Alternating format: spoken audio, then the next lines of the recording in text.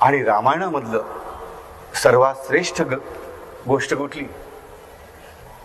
रामायणामधली सर्वात श्रेष्ठ गोष्ट म्हणजे सुंदरकांड. वाल्मिकीने म्हणून त्याचं नावच मी सुंदरकांड ठेवलेलं आहे. रामायणातला सर्वात सुंदर भाग म्हणजे सुंदरकांड. त्या सुंदरकांडात कथा कोणाची आहे? त्या हनुमंताची कथा आहे. रामेश्वरम पासून त्याने उडी घेतली आणि तो लंकेमध्ये गेला. लंकेत सीतेला भेटला. सीतेचा शोकहरण त्याने केलं. म्हणून हनुमंताचं एक श्रेष्ठ नाव मानलं जातं, सीता अशोक विनाशिनी. अशोक वनात बसलेली आहे सीता शोक करत. आमच्या कधी डोक्यामध्ये शिरत नाही की रामायणात सीता शोक करत कशात बसलेली आहे? अशोक वनामध्ये. म्हणजे तिथे काहीतरी रहस्य असलं पाहिजे.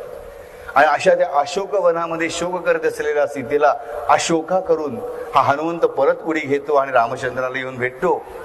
इथपर्यंतची कथा म्हणजे सुंदरकांड.